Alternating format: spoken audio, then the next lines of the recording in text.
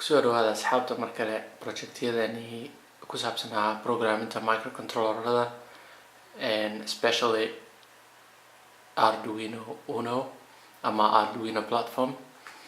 maanta waxaan halkan ku haysanaa waa RGB waxaa la soo gaabiyey red green blue. marka red green blue waa kalarada cagaarka bluega iyo guduudka sida loo gahay physics marka laga hadlayo RGB-ga ama red green bluega waxaa laga dhex samayn karaa any color oo ishaan ay arki karto, sida tusaale ahaan jaalaha, purple-ka iyo kalarada kaleeto. maadaama aan hadda inta ku haysano RGB LED-gaas kuwan aan hadda anaga isticmaalayno waxay ku shaqeeyaan, waxay leeyihiin chipkaas oo loogu talagalay in uu daatada uu asaga helo uu usii gudbin karo LED-ga kaleeto ee ku xiga. tusaale ahaan halkan waxaan ku haystaa 1 mitir oo LED ah. LED waxaa loo soo gaabiyay light emitting diode. LED-yadaas 1 mitir ah waxaa ku xiran ilaa 60 xabo. 60kaas xabo hal mid markuu daatada helo ka kaleeto ayuu usii gudbinayaa isna daatada. haddii aan rabnay in aan ayaga dhashidno hal ayay isugu gudbinayaan daatada. mid walba daatadii loogu talagalay ayuu helayaa, kadibna mid walba kalarkii aan rabnay ayaan ka shidi karnaa. sidaas darteed RGB LED-gan waxyaabo badan ayaa loo isticmaalaa: qurxinta guryaha, baabuurta, kalarada iyo waxyaabaha kaleeto ee meelaha codadka lagu dhageysto ama cuntooyinka laga cuno ama xayeysiinta kaleeto.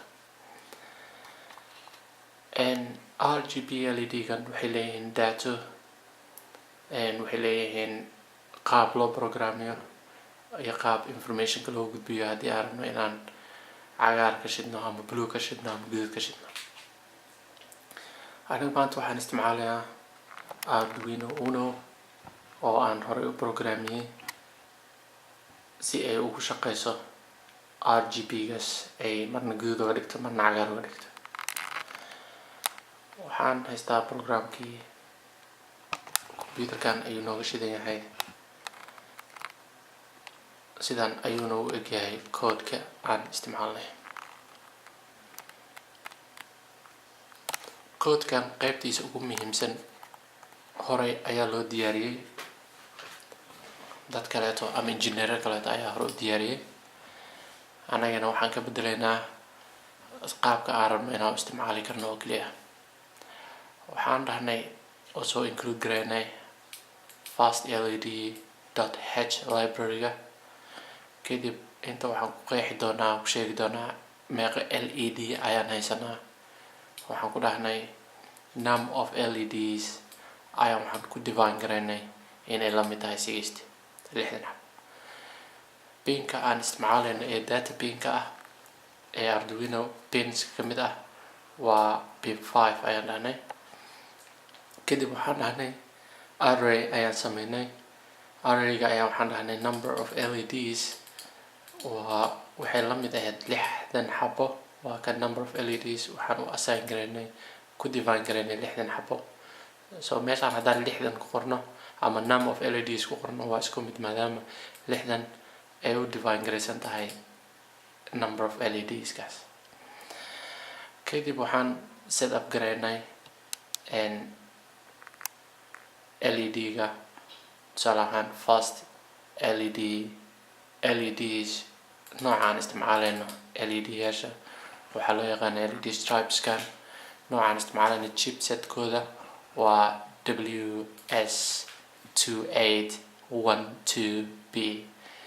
data pin ayaa ka mid ah waxa aan macnaha programka u isticmaalayno. RGB LEDs-kana waa kuwana LEDs, number of LEDs waa 60 LEDs.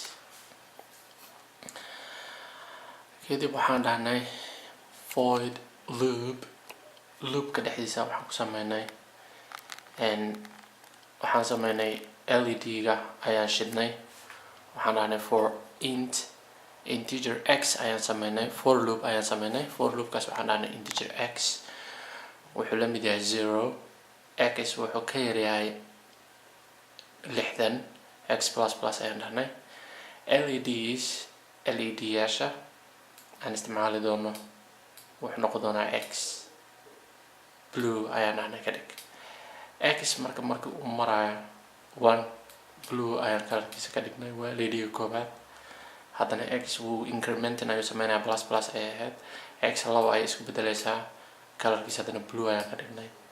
3 ayay isku bedelaysaa, kalarkiisa blue ayaan ka dhignay. all markaas waxaan leenahay LED show. mar walba uu kalar bedelaba LED show ayaan leenahay. LED-ga koobaad markuu blue noqday kadib uuna tusay bluegii, haddana wuu soo wareegay kii labaad ay blue haddana ka dhignay uuna tusay. waxaan dhahnay processka 50 millisecond sub delay 50 millisecond. markii uu LED-ga kow ka bilowdo ilaa 60 kacboonaysan markii blue noqdaan kadib waxaan dhahnay haddana sidoo kale ayaan sameynay. waxaan dhahnay x waxay la mid tahay 60 maadaama 60 aan gaarsiinay. x waxay ka weyn tahay 0, eber ayay ka weyn tahay. x minus minus ayaan dhahnay, gadaal ayaan usoo laabanaynaa. LEDs x haddana LEDska x ayaan ka dhignay. marka waxaan dhahnay green ka dhig. ani hadda kalarka library-gaan isticmaalaya kalarka ayaa ka qaldan, greenkii iyo redkii ayaa isku qaldan. green markaan dhaho macnaha red ayuu tusayaa, red markaan dhahno green ayuu tusayaa. sidaas darteed waxaan dhahnay si aan guduud uga dhigno tan green ayaan dhahnay, oo markaan qoraalka ahaan la qalday library marka la sameynayay laakiin la tusi doonto guduud. kadibna waxaan sidoo kale ayaan gadaal ugu laabanay. 60 ayuu kasoo bilaabayaa, guduud ayuu ka dhigayaa. 59 imaanaya, guduud ayuu ka dhigayaa. wuxuu imaanayaa 58, guduud ayuu ka dhigayaa. sidaas ayuu u soconaya ilaa uu ka tago 0, LED-ga koobaad uu ka tago. LED-ga koobaad markuu tago oo xadhan guduud uu ka dhigo, haddana waxaa shaqada la wareegayo qaybtii hore ee bluega ka dhigaysa ee qaybtaan ah. plus plus ayuu sameynaya ilaa 60 uu ka gaaro, haddana gadaal ayuu soo laabanaya ilaa 0 uu ka imaado. marka LED-ga wuxuu u dhexeyn doonaa 0 ka bilaabi doonaa ilaa uu ka tago 60 oo uu ka dhigi doono blue. haddana 60 ayuu kasoo laabanaya ilaa uu ka imaado 0 uu ka dhigi doono guduud. intaas ayuu koodka ku saabsan yahay.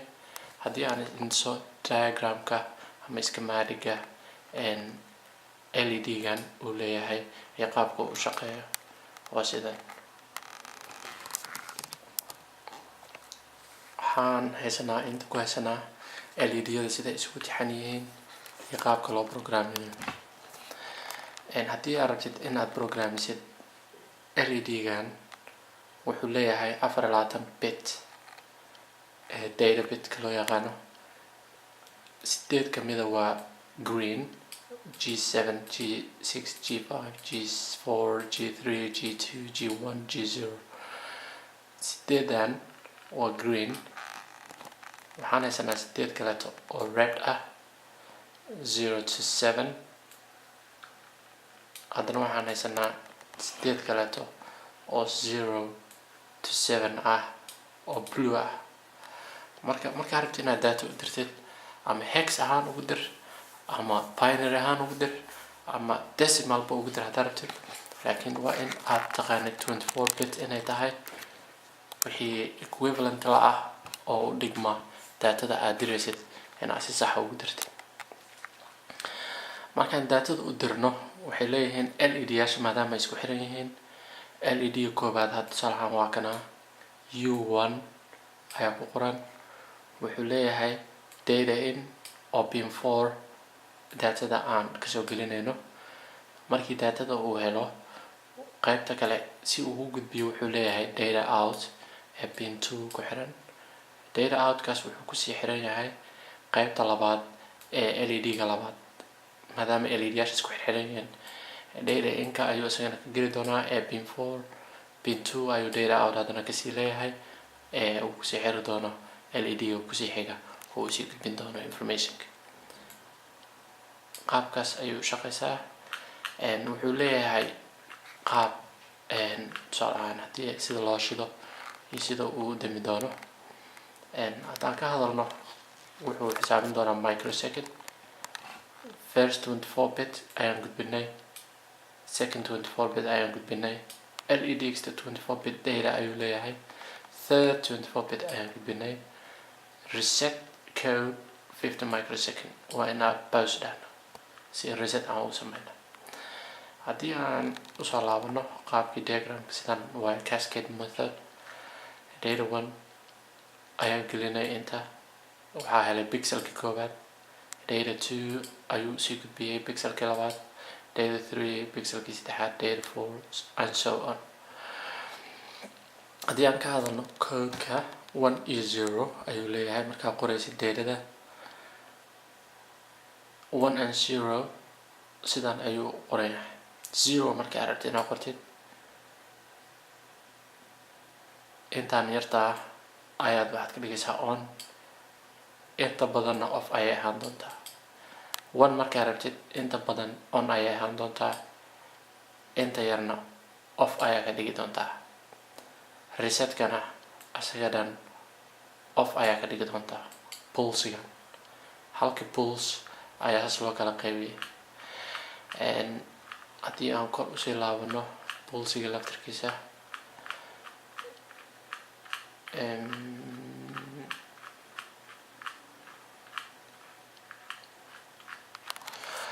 marka sidaan u programinayno waan aragnay, codekii waan aragnay, LED-gana waan aragnay, voltageka iyo data sheetkana oo isticmaalayana waa kuwana, power supply 3.5 to 5.3,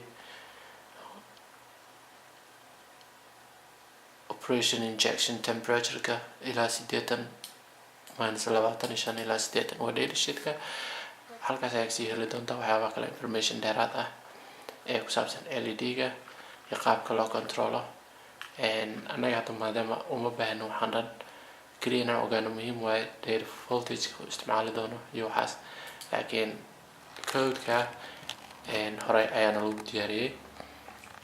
keliya waxaa u baahantaa librarygan aad soo degsatid fast library loo yaqaano, kabacdi codekii inta ayaa ka helaysaa. example hataa uu kugu degsan yahay hore loo sameeyey. waxaan isticmaalaynana waa Arduino platform. haddii aad u baahan tahay hataa waxaad imaan doontaa inta examples, kadib waxaan imaanaynaa fast LED. where is fast LED? hoos ayay sii xigtaa. fast LED ayaan imaanay. tusaalahaan hadda waxaan ka dhigi karnaa in aan isticmaalno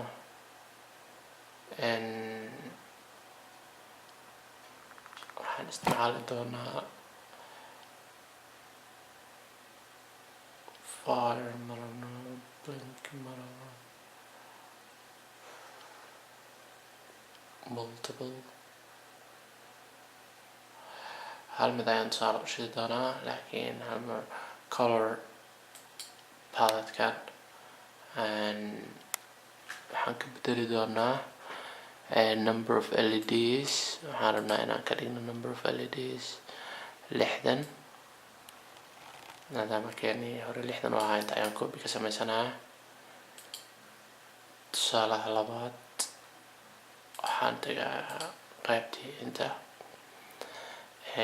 meeshaan LED number uu ka yahay waxaan leeyahay 60 ayaan ka dhigay. 1 2 waaye kan aan isticmaalayana, inta ayaan number 2 ka raadsanaa.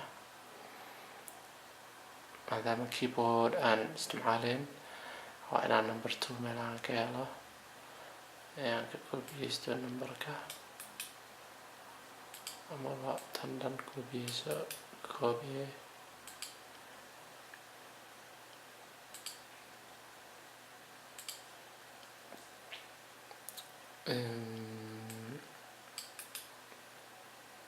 paste data bin waa 5 oo WS64 brightness, everything else is gonna be alright. marka koodkii intaan aynu bedelnay kadib waxaan leenahay upload, kabacdi waxaan arki doonaa qaybtan oo ayadana si kale isku bedesha.